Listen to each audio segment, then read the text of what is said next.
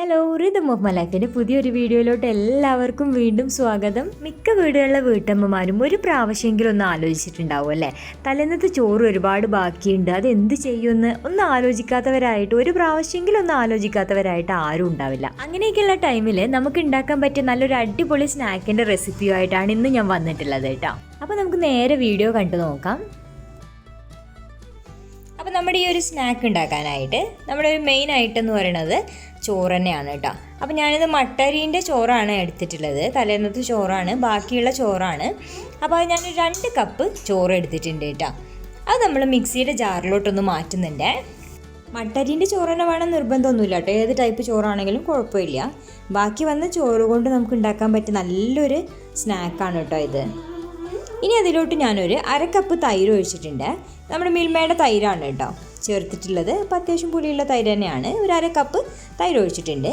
ഇനി നമുക്ക് ഒരു ഇച്ചിരി വെള്ളവും കൂടെ ചേർത്തിട്ട് നല്ല സ്മൂത്തായിട്ടൊന്ന് അരച്ചെടുത്തിട്ട് വരാവേ. അപ്പോൾ ഇതിവിടെ റെഡി ആയിട്ടുണ്ട് കേട്ടോ. ഇനി നമുക്കിതൊരു പാത്രത്തിലോട്ട് മാറ്റി കൊടുക്കാം.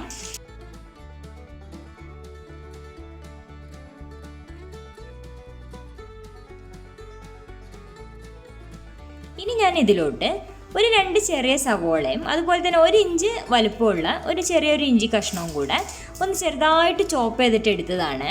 നല്ല ചെറുതായിട്ടാണ് ചോപ്പ് ചെയ്തെടുത്തിട്ടുള്ളത്. ഇനി അതും കൂടെ ഒന്ന് ചേർത്ത് കൊടുക്കുന്നുണ്ട്. പിന്നെ അതുപോലെ തന്നെ ഇനി ചേർത്ത് കൊടുക്കുന്നത് ക്യാരറ്റാണ് കേട്ടോ. അതുപോലെ തന്നെ ചെറുതായിട്ട് ചോപ്പ് ചെയ്തെടുത്തതാണ്. അതും 1 കപ്പോളം ഉണ്ടാവും കേട്ടോ. ഇനി വേണ്ടത് 1 പച്ചമുളകും അതുപോലെ തന്നെ കുറച്ച് കറിവേപ്പിലയും കൂടെ ചെറിയ കഷ്ണങ്ങളാക്കിയിട്ട് ഇട്ട് കൊടുത്തിട്ടുണ്ട്. ഇനി ഇതിലോട്ട് ആവശ്യമായിട്ടുള്ള പൊടികൾ ചേർത്ത് കൊടുക്കാം. അപ്പോൾ ഞാൻ ആദ്യം തന്നെ 1.5 ടീസ്പൂൺ കുരുമുളക് പൊടി ചേർത്തിട്ടുണ്ട്. അതുപോലെ തന്നെ 1 ടേബിൾ സ്പൂൺ ചിക്കൻ മസാല ചേർത്തിട്ടുണ്ട്. അപ്പോൾ അതുണ്ടെന്നുണ്ടെങ്കിൽ ചിക്കൻ മസാലയും കൂടെ ചേർത്ത് കൊടുത്താൽ നല്ലൊരു ടേസ്റ്റ് ആയിരിക്കും കേട്ടോ. പിന്നെ വേണ്ടത് ഒരു 1/2 ടീസ്പൂൺ മഞ്ഞൾപ്പൊടി ചേർത്തിട്ടുണ്ട്. ഇനി അതിലോട്ട് ആവശ്യമായിട്ടുള്ള ഉപ്പും അതുപോലെ തന്നെ ഒരു 1/4 ടീസ്പൂൺ സോഡാപ്പൊടിയും കൂടെ ചേർത്ത് കൊടുത്തിട്ട്, ബേക്കിംഗ് സോഡ കേട്ടോ, അതും കൂടെ ചേർത്ത് കൊടുത്തിട്ട് നന്നായിട്ടൊന്ന് മിക്സ് ചെയ്തിട്ട് എടുക്കാം.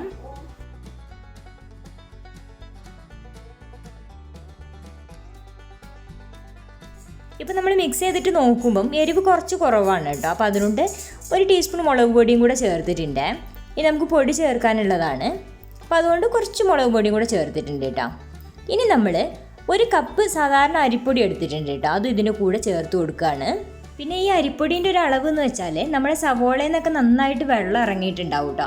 അപ്പോൾ ആ ഒരു സവാളേൻ്റെ അളവ് അനുസരിച്ച് നമ്മുടെ അരിപ്പൊടീൻ്റെ അളവ് മാറും കേട്ടോ. ചിലപ്പോൾ 1 കപ്പ് പൊടി വേണ്ടി വരില്ല, ചിലപ്പോൾ 1 കപ്പിലേറെ പൊടി വേണ്ടി വരും. അപ്പോൾ നിങ്ങൾ ആ ഒരു കൺസിസ്റ്റൻസി നോക്കിയതിന് ശേഷം അത് ആഡ് ചെയ്ത് കൊടുക്കുക കേട്ടോ. ഇനി ഇതിലോട്ട് ഞാൻ കുറച്ച് മല്ലിയില ചെറുതായിട്ട് അരിഞ്ഞിട്ട് അതും കൂടെ ചേർത്ത് കൊടുത്തിട്ടുണ്ട്. എന്നിട്ട് നന്നായിട്ടൊന്ന് മിക്സ് ആക്കി എടുക്കുന്നുണ്ട്.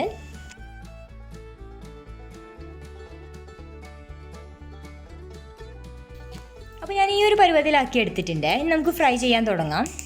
അപ്പോൾ നമ്മളിതൊരു പ്രത്യേക ഷേപ്പിലാണ് കേട്ടോ അത് ഉണ്ടാക്കിയെടുക്കുന്നത്. അപ്പോൾ അതിന് വേണ്ടിയിട്ട് ഞാൻ 2 സ്പൂൺ എടുത്തിട്ടുണ്ട്.